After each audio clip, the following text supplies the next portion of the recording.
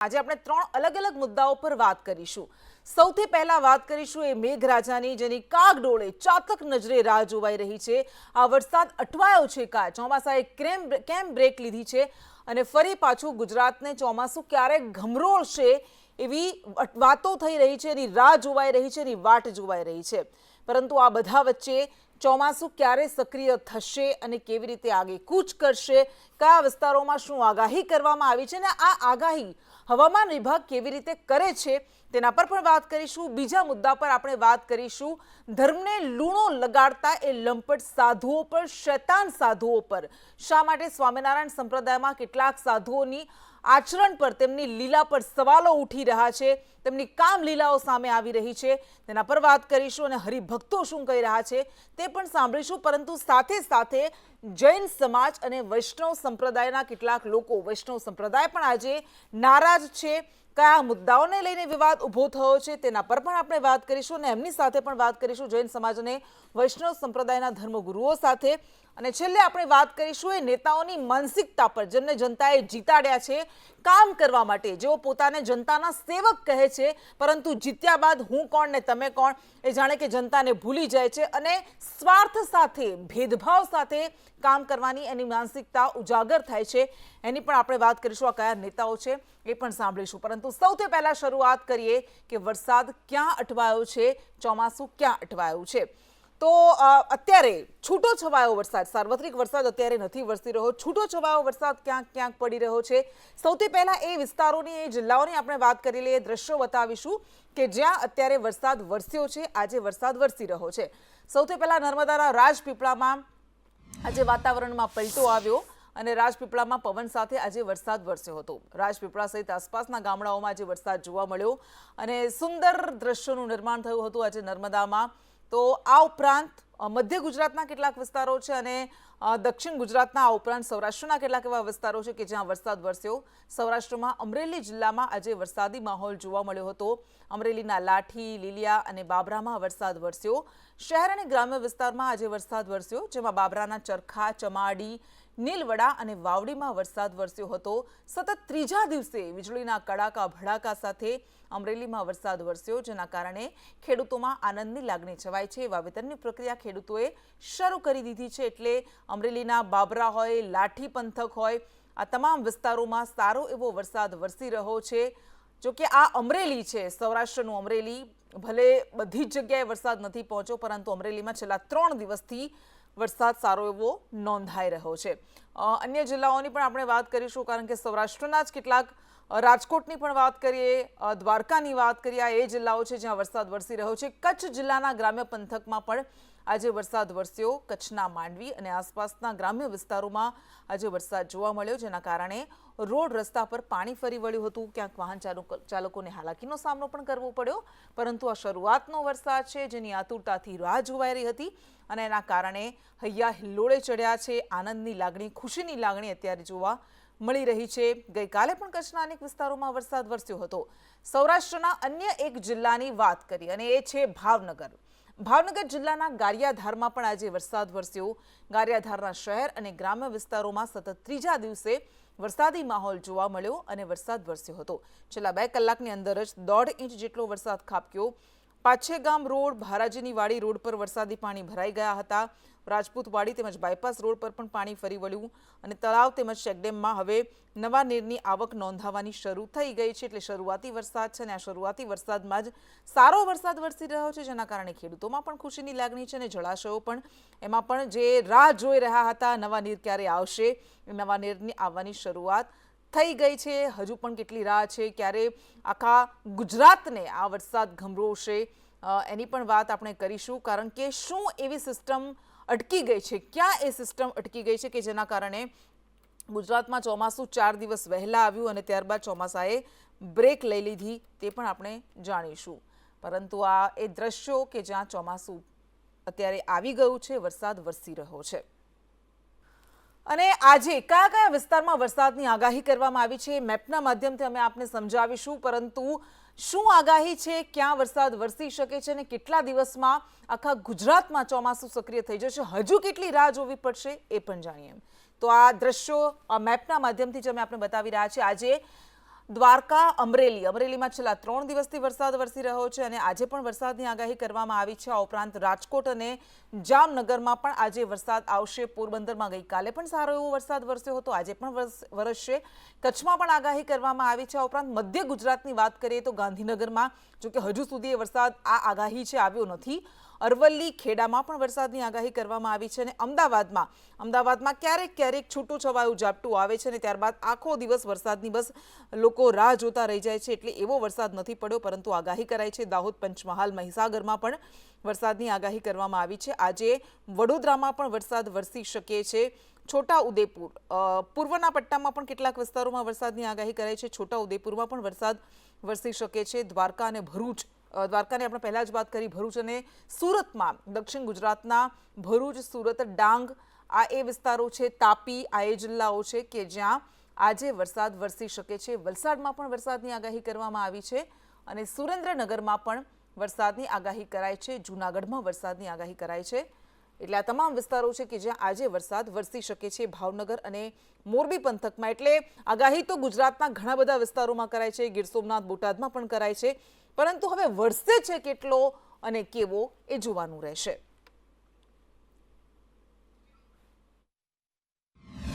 गुजरात के नवसारी तक जो एंटर किया हुआ था वो वहाँ तक बना हुआ है।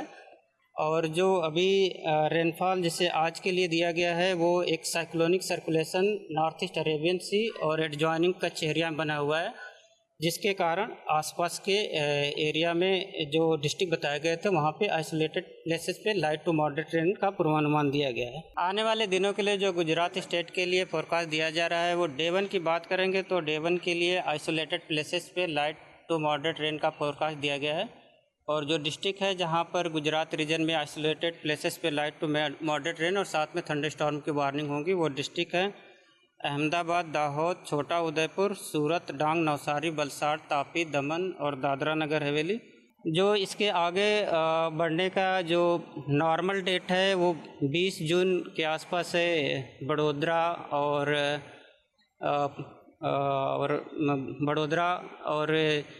सूरत इन जगहों पे नॉर्मल डेट है। तो अभी ऐसा मतलब पूर्वानुमान है जो અને ચોમાસું ક્યાં અટવાયું છે, વરસાદ ક્યાં અટવાયો છે? કારણ કે છેલ્લા 3 દિવસથી 4 દિવસથી આપણે જોઈએ છે કે હવામાન વિભાગ આગાહી કરે છે કે વરસાદ આવશે. નવસારી અટવાયું છે, આજે આવશે, પરંતુ એ આવતો નથી. તો કેમ એવું થઈ રહ્યું છે? ચોમાસું ક્યાં અટવાયું છે અને કેવી રીતે સક્રિય થાય છે એ આપણે થોડી સમજાવવાની કોશિશ કરવી છે. કારણ કે આ જ આગાહીઓ પર ખેડૂતો સૌથી વધારે રાહ જોતા હોય છે, સૌથી વધારે એના પર વિશ્વાસ કરતા હોય છે, કારણ કે એને વાવણી કરવાની હોય છે, ખેતીનું આગળનું કામ કરવાનું હોય છે. તો ચોમાસાની જે સ્થિતિ છે એ બે સિસ્ટમ છે, વરસાદી સિસ્ટમ, વેધર સિસ્ટમ, એ લા નીનો અને અલ નીનો, એના પર એ નિર્ભર રહેતી હોય છે. પરંતુ અત્યારે ન લા નીનો છે ન અલ નીનો છે અને એના કારણે ચોમાસું અટવાયેલું છે. જ્યારે લા નીનોની સ્થિતિ સર્જાને આગળ વધશે ત્યારે ગુજરાતમાં પણ સારું એવું ચોમાસું અને આખા દેશમાં સારું એવું ચોમાસું જામી જશે. કારણ કે હિન્દ મહાસાગરમાં ઉત્તરના ભાગમાં વાદળોનો જમાવડો થાય, જ્યારે અરબી સમુદ્ર અને બંગાળના ઉપસાગરમાં બંનેમાં એક સાથે સરખી શાખા વહે અને બંને વચ્ચે ખાંચો ન પડે ત્યારે ભારતમાં સારો એવો વરસાદ થાય છે. હવે મુંબઈમાં વહેલું ચોમાસું આવી ગયું, પશ્ચિમ ઘાટમાં મુંબઈમાં ચોમાસું બેસી ગયું. હવે જ્યારે ભારે વરસાદનું વહન લઈને ગુજરાત તરફ આવે છે ત્યારે ગુજરાતમાં સારો વરસાદ વરસતો હોય છે. ગંગા જમનાના મેદાનો જ્યારે સારા તપે છે ત્યારે વરસાદ સારો દેખાતો હોય છે, સારો વરસતો હોય છે. અને ઉપલા લેવલ પર જ્યારે વાદળોનો જમાવડો સારો એવું થઈ જાય અને એને ઠંડક મળે, એ બળ પ્રાપ્ત થાય ત્યારે સારો વરસાદ વરસે છે. એટલે અરબી સમુદ્રમાં હાઈ પ્રેશર ઊભું થાય અને ગુજરાત તરફ લો પ્રેશર થાય ત્યારે વરસાદ આવે છે, સારો વરસાદ વરસે છે. અને સાયક્લોનિક સર્ક્યુલેશન સિસ્ટમ હવામાં ભેજ લાવે છે અને જે વરસાદી સિસ્ટમ માટે મદદરૂપ થતી હોય છે. હવામાન વિભાગ અલગ અલગ વસ્તુઓને ધ્યાનમાં રાખીને, રડાર સિસ્ટમને ધ્યાનમાં રાખીને, એ સરફેસ ઓબ્ઝર્વેશનને ધ્યાનમાં રાખીને આગાહી કરતી હોય છે, સેટેલાઇટ ઇમેજને ધ્યાનમાં રાખીને આગાહી કરતું હોય છે. પરંતુ એ સવાલ ઉઠે છે કે શા માટે એક ચોકસાઈ પ્રમાણે આગાહી જે કરાય છે એ પ્રમાણે વરસાદ નથી વરસતો?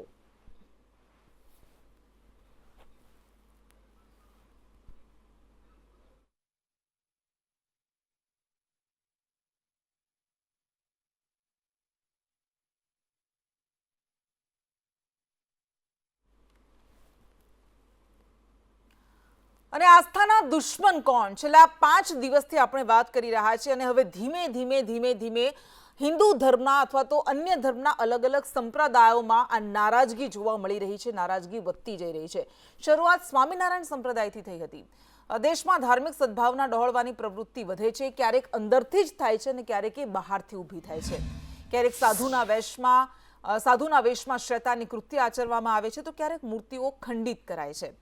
શરૂઆત સ્વામિનારાયણ સંપ્રદાયથી કરીએ, જ્યારે વડતાલ સ્વામિનારાયણ મંદિરના જેપી સ્વામી સામે દુષ્કર્મની ફરિયાદ નોંધાય અને એ બાદ અલગ સ્વામીઓની કામલીલા, એમના કાંડ સામે આવતા ગયા અને હરિભક્તો એ આક્રોશ વ્યક્ત કર્યો. રાજકોટના ઉપલેટા પાસેના ખેરસરા ગામે પણ સ્વામિનારાયણ સંપ્રદાયના વિદ્યાધામના સ્વામી સામે દુષ્કર્મના આક્ષેપ ઉઠ્યા.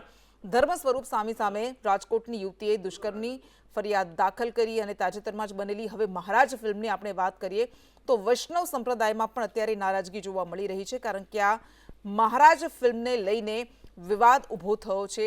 બોલિવૂડ અભિનેતા આમિર ખાનના પુત્ર જુનેદ ખાનની આ ફિલ્મ છે. મહારાજમાં ઇરાદાપૂર્વક વૈષ્ણવોની ધાર્મિક લાગણી દુભાય એવા દ્રશ્યો હોવાના આક્ષેપ કરાયા છે. હાલ તો આ ફિલ્મ પર હાલ પૂરતો તો સ્ટે મુકાયેલો છે, એના કારણે અત્યારે રિલીઝ કરવામાં નથી આવી, પરંતુ વૈષ્ણવ સંપ્રદાયના લોકો હોય કે વૈષ્ણવ આચાર્યો હોય, ત્યાં ફિલ્મ ક્યારેય રિલીઝ ન થાય, પ્રતિબંધિત રહે તે માટે માંગ કરે છે. અને જૈન સમાજનો આપણે જે વાત કરી કે પાવાગઢમાં જૈન તીર્થંકરની મૂર્તિઓને ખંડિત કરવામાં આવતા સુરતમાં આજે જૈનો ધરણા પર ઉતર્યા છે. જોકે હવે ફરી પાછી એ મૂર્તિઓને પુનઃસ્થાપિત કરવામાં આવશે, એટલે તેઓ કહી રહ્યા છે કે સમાધાન અમે કરી લઈશું, પરંતુ જેમણે આ ખંડિત કરી હોય એમની સામે કડક કાર્યવાહી કરવામાં આવે.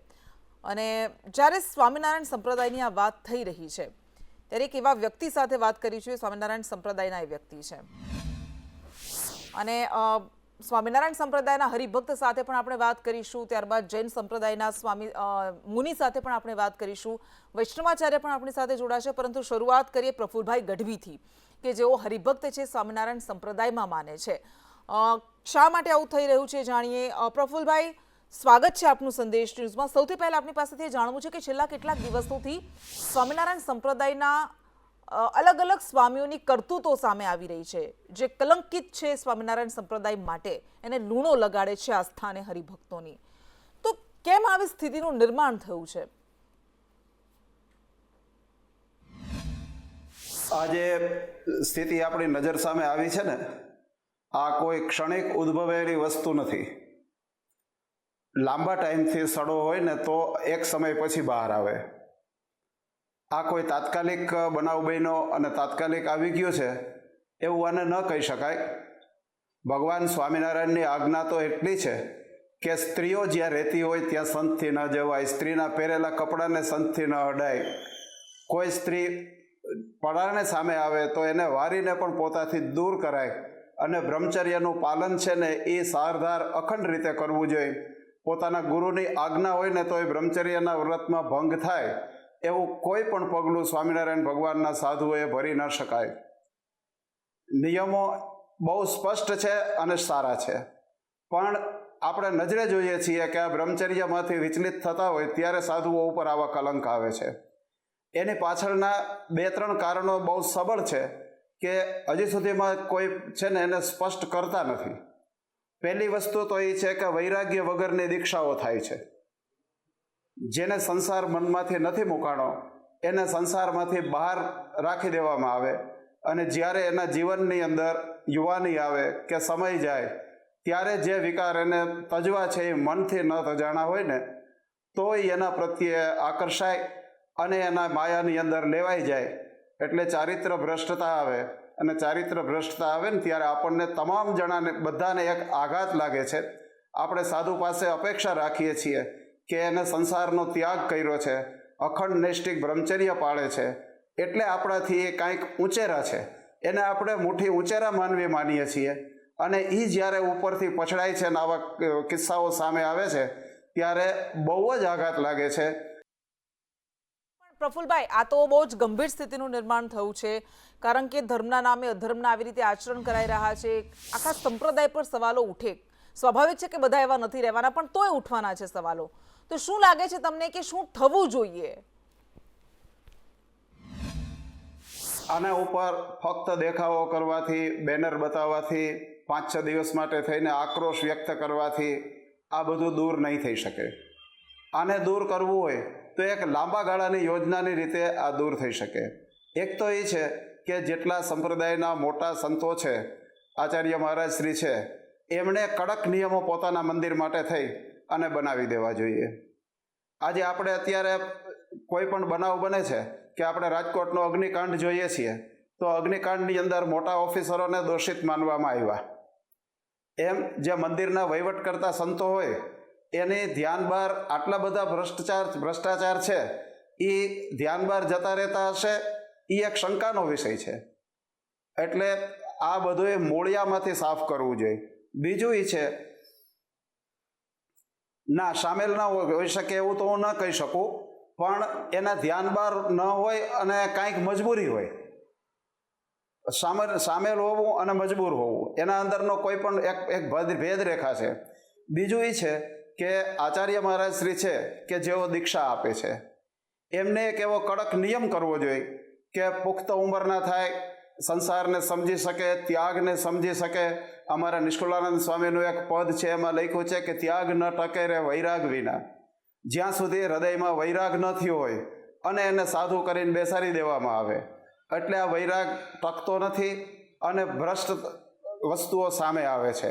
બીજી વસ્તુ એ છે કે અત્યારે જે સંતો છે એ પોતપોતાના કુટુંબોમાંથી સાધુઓને લઈ આવે છે. કોઈ ભાણેજને લઈ આવ્યા હોય, કોઈ ભત્રીજાઓને લઈ આવ્યા હોય, એ લઈ આવે, એ પોતાની પાસે એકઠી થયેલી સંપત્તિ માટે લઈ આવે. હવે જે બાળકને પરિવારોમાંથી લઈ આવવામાં આવ્યા હોય એનામાં વૈરાગ તો હોય નહીં, એને સંસાર છોડવાની ઈચ્છા તો જાગી ન હોય. એક આગ્રહને કે દુરાગ્રહને માન આપીને એક છોકરાને સાધુ કરે, એ છોકરો મોટો થાય અને પછી આવો ભ્રષ્ટાચારના કલંક લાગે અને આખા સંપ્રદાયને નીચું જોવાપણું થાય છે. એ કીચડ ઉછળે અને એના છાંટા ઉડવાના છે, બધા પર સવાલ ઉઠવાના છે, સ્વાભાવિક છે. પણ એ ભક્તોએ પણ ધ્યાનમાં રાખવું જોઈએ કે કોનું આચરણ કરે છે, કોને અનુસરે છે. આભાર આપનો પ્રફુલભાઈ અમારી સાથે જોડાવા માટે. અને વૈષ્ણવ સંપ્રદાયમાં પણ અત્યારે મહારાજ ફિલ્મને લઈને જે રોષની લાગણી જોવા મળી રહી છે. કોકિલાબેન એ વૈષ્ણવ છે, આપણી સાથે જોડાઈ ગયા છે. કોકિલાબેન, ફિલ્મ તો અત્યારે રિલીઝ નહીં થાય એવું કહી દેવામાં આવ્યું છે, પરંતુ તેમ છતાં પણ અત્યારે જે રીતે રોષ પ્રગટ કરવામાં આવી રહ્યો છે, વૈષ્ણવાચાર્યો પણ સામે આવી રહ્યા છે, તો શું કારણ છે, કેમ આ નારાજગી?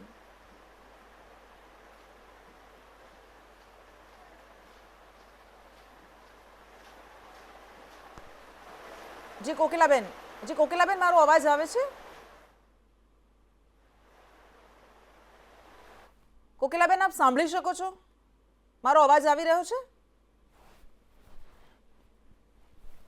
તો આ એ દ્રશ્યો મેં આપણે બતાવી રહ્યા છે. અમદાવાદના કાલુપુર વિસ્તારમાં આજે વિરોધ નોંધાવવામાં આવ્યો હતો વૈષ્ણવો દ્વારા, અને એ સમયે વૈષ્ણવાચાર્ય પણ ઉપસ્થિત હતા. તેમનું એવું કહેવું છે કે જ્યાં સુધી આ ફિલ્મ પર સંપૂર્ણપણે પ્રતિબંધ લગાવવામાં ન આવે, હાલ સ્ટે મૂકવામાં આવ્યો છે, પરંતુ આ ફિલ્મને પ્રતિબંધિત કરવી જોઈએ, કારણ કે તેના કારણે અમારી લાગણીઓ દુભાય છે. હાલ ફિલ્મ રિલીઝ કરવા પર હાઈકોર્ટે વચગાળાનો સ્ટે આપ્યો છે, પરંતુ તેમની માંગ છે કે સંપૂર્ણપણે તે પ્રતિબંધિત કરવી જોઈએ, એ રિલીઝ ન થવી જોઈએ.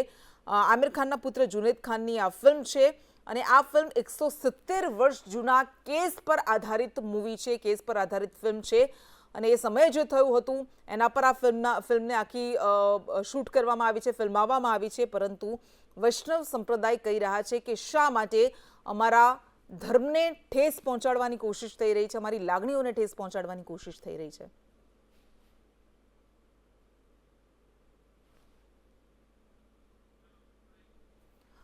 કોકિલાબેન સાથે ફરી આપણે સંપર્ક કરીએ. કોકિલાબેન, આ વિરોધ કાલુપુરમાં નોંધાવવામાં આવ્યો, રાજ્યના અલગ અલગ શહેરોમાં નોંધાવવામાં આવી રહ્યો છે, તો શું માંગ છે આપની?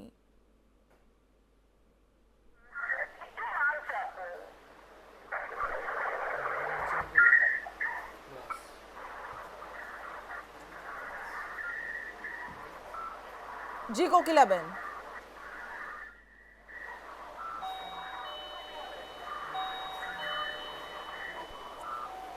જી કોકિલાબેન, મારો અવાજ આવી રહ્યો છે?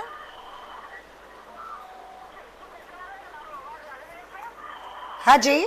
હા, આપ શું નારાજગી શું છે?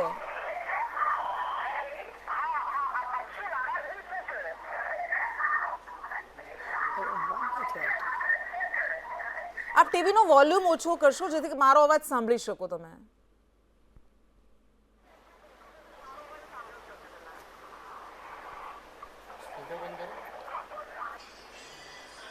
હેલો. હા કોકિલાબેન. મારો સવાલ એ છે કે કેમ વૈષ્ણવ સંપ્રદાય નારાજ છે, શું માંગ છે આપની?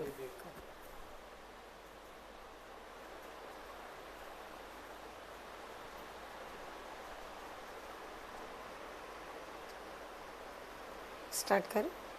હા હા બિલકુલ. હા, મને લાગે છે કે એક ટેકનિકલ પ્રોબ્લેમ છે. ફરી આપણે એમના સાથે પછી વાત કરીશું, કારણ કે સમયનો અભાવ છે આપણી પાસે. પરંતુ વૈષ્ણવ સમાજનું એવું કહેવું છે, સંપ્રદાયનું એવું કહેવું છે, વૈષ્ણવાચાર્યનું એવું કહેવું છે કે આ ફિલ્મ પર સંપૂર્ણપણે પ્રતિબંધ લગાવી દેવો જોઈએ. આ વાસ્તવિકતા પર આધારિત ફિલ્મ છે કે કેમ એ તો ફિલ્મ રિલીઝ થાય તો ખબર પડે, પરંતુ એમાં કેટલાક એવા દ્રશ્યો એવા ફિલ્માવવામાં આવ્યા છે કે જેના કારણે આખા સંપ્રદાયની નીચાજોણું થાય તેવી સ્થિતિ ઉદ્ભવી શકે છે. અને ચૂંટણીઓ પતી ગઈ છે, પરિણામો આવી ગયા છે. જનસેવક જે તમે એવું સાંભળ્યા હશે કહેતા કે તમારો વોટ અમને આપો, અમે તમારા કામ કરીશું, પરંતુ આ જનસેવક જ્યારે ચૂંટાઈને જીતીને આવે છે ત્યારબાદ કેવી માનસિકતા એની છતી થાય છે એ અલગ અલગ બે પ્રતિક્રિયાઓ પરથી આપણે સમજીશું. કારણ કે સૌથી પહેલા વડોદરા શહેર ભાજપ પ્રમુખ વિજય શાહ, જેઓ કહે છે કે જ્યાંથી વોટ મળે ત્યાં જ તમારે કામ કરવાનું છે. રાવપુરામાં કેટલાક બૂથમાંથી ભાજપને વોટ નથી મળતા, એટલે કયા વિસ્તારમાં કામને અગ્રિમતા આપવી તે વિચારવું જોઈએ. સૌથી પહેલા વિજય શાહને સાંભળી લઈએ. દરેક વખતે અમુક જ પ્રકારના બૂથમાંથી ભારતીય જનતા પાર્ટીને મત મળે છે. હું રાવપુરા વિધાનસભાની વાત કરું, અને દરેક વખતે અમુક પ્રકારના બૂથમાંથી ભારતીય જનતા પાર્ટીને મત મળતા નથી, અથવા તો બહુ ઓછા મત મળે છે. 700 લોકોનું વોટિંગ હોય, 800 લોકોનું વોટિંગ હોય, 1000 લોકોનું વોટિંગ હોય, અને એમાં પણ સિંગલ ડિજિટમાં, ડબલ ડિજિટમાં જ્યારે ભારતીય જનતા પાર્ટીને મત મળે છે ત્યારે પાર્ટીના મુખ્ય આગેવાનો જે મંચ પર બેઠા છે અને સામે બેઠેલા ચૂંટાયેલા પ્રતિનિધિઓ, એમણે પણ એવું વિચારવું જોઈએ કે કયા વિસ્તારમાં કામ કરવાની અગ્રિમતા તમારે આપવી જોઈએ. એવા વિસ્તારમાં કામ કરીને આપણા ફોડવારી, આપણા બજેટના પૈસા ન વપરાય કે જે વિસ્તારમાંથી છેલ્લા 5 વર્ષથી, 10 વર્ષથી, 15 વર્ષથી પણ મત મળતા નથી. અને જે લોકો ખોબલે ખોબલે મત આપે છે એવા વિસ્તારને આપણે બાજુ પર રાખીએ, એ લોકોને સુવિધા માટેના કામો ન થાય, ત્યારે મને લાગે છે કે આપણે પણ હવે વિચાર કરવાનો સમય આવી ગયો છે. અને આ નેતાઓ જે ચૂંટાઈને આવતા હોય છે એમનો રાજધર્મ હોય છે કે ચૂંટાઈને આવે ત્યારબાદ કોઈ પણ પ્રકારના ભેદભાવ વગર બધા નાગરિકો એમના માટે સરખા હોય છે. પરંતુ કેવી માનસિકતા છે ને, માત્ર એક નેતાની નથી. દેવેશચંદ્ર ઠાકુર કે જેઓ બિહારમાં સીતામઢીના જેડીયુથી સાંસદ ચૂંટાઈને આવ્યા છે, તેમણે પણ કંઈક આવું જ કહ્યું છે. चाय बनाता हूँ आपके लिए, मिठाई बनाता हूँ आपके लिए, और उसके बाद आपको दुआ सलाम करके खुदा हाफिज करूँगा. काम मैं आपका नहीं करूँगा, इसलिए कि तीर दबा, अगर मेरे लिए आप तीर दबाते तो आपको उस तीर में नरेंद्र मोदी का चेहरा दिखाई देता, इसलिए आपने लालटेन दबाया. तो अगर यही बात है तो मैं आपके काम करते वक्त आपके चेहरे पे लालटेन और लालू जी का चेहरा क्यों नहीं देखूं? जो मित्र नहीं है पहले बार भी आना चाहते हैं, उनका स्वागत है. यादवों का और मुसलमानों का, आइए चाय पीजिए, मिठाई खाइए, काम के बारे में मत बोलिए. मैं आपका काम नहीं करूंगा. એટલે કહી રહ્યા છે કે મુસ્લિમો કે યાદવો મારા ઓફિસમાં આવી શકે છે, તેઓ ચા પીવે, નાસ્તો કરે, મીઠાઈ ખાય, પરંતુ ત્યારબાદ તેઓ નીકળી જાય, કારણ કે હું એમના કામ નથી કરવાનો. જ્યારે વોટ આપવાનો સમય હતો ત્યારે એમને મારા નિશાનમાં લાલુટેન દેખાતું હતું, લાલટેન દેખાતી હતી, લાલુજીની પ્રતિમા ચહેરો દેખાતો હતો. તો હવે જ્યારે કામ કરાવવા માટે આવે ત્યારે મને શા માટે એમનામાં લાલુજીનો ચહેરો ન દેખાય, એવા સવાલ કરી રહ્યા છે. જોકે મુકેશ કેજરીવાલ રાજકીય વિશ્લેષક છે, એમની પાસે આપણે જાણીશું કે એમનું દાयित्व શું હોય છે જે नेताओं चुनटाઈને આવે છે એમનું. मुकेश जी, 2 नेताओं को आपने सुना. एक गुजरात के नेता है, एक नवनिर्वाचित सांसद है. वो बता रहे हैं कि क्योंकि मुझे वोट नहीं दिया इसलिए मैं काम नहीं करूंगा. आपसे जानना है कि ये कितना सच है, कितना योग्य है और क्या दायित्व होता है इस नेताओं का? नहीं, ये जो बयान है, इस तरह के बयान जो होते हैं, ये इनकी राजनीति के लिए भले फायदेमंद होते हो, लेकिन जो सिस्टम है, व्यवस्था है, जो देश की लोकतांत्रिक प्रणाली है, इसको बेहद कमजोर करने वाले होते हैं. आप ये बताइए कि आप चुन के आए हैं, किसी राजघराने के वारिस तो है नहीं, और चुन के आए हैं एक सिस्टम के तहत. वो सिस्टम क्या कहता है? वो सिस्टम कहता है कि आपको इस व्यवस्था में सभी लोगों को बराबरी का हक देना है। आप लोकतांत्रिक व्यवस्था में काम करते हैं जिसकी मूल भावना ही यही है कि उस इलाके के सभी लोगों को समान अवसर दिए जाएंगे। इस व्यवस्था में कहीं भी ये आधार नहीं बनता है कि आपको किसी ने वोट दिया तो आप उनका काम करेंगे, जिन्होंने वोट दिया नहीं है उनका काम नहीं करेंगे। फिर तो कोई सांसद की बजाय कोई प्रधानमंत्री, मुख्यमंत्री भी कह सकते हैं कि इन लोगों ने हमें वोट नहीं दिया, इनका काम हम नहीं करेंगे। या फिर इसके उल्टा भी हो सकता है कि जनता जो है वो कहने लग जाए कि आपको हमने वोट नहीं दिया, हम आपको अपना प्रधानमंत्री नहीं मानते हैं। लोकतंत्र की जो मूल भावना है वो सभी नागरिकों को समान अधिकार और अवसर देने के सिद्धांत पर काम करती है। और अगर कोई भी व्यक्ति, चाहे वो चुना हुआ जनप्रतिनिधि हो या फिर इस व्यवस्था में काम करने वाला कोई भी व्यक्ति हो, जो भी इससे उलट बात करता है वो सामाजिक विभाजन को बढ़ावा देता है, आपस के भेदभाव को बढ़ावा देता है, नफरत का माहौल क्रिएट करता है। और ऐसे लोगों का सख्त से सख्त विरोध होना चाहिए। सिस्टम को, जो व्यवस्था है, जो उनके ऊपर बैठे लोग हैं, चाहे उनकी पार्टी में हो, सरकार में हो, उन्हें इस पे सख्त से सख्त कदम लेना चाहिए।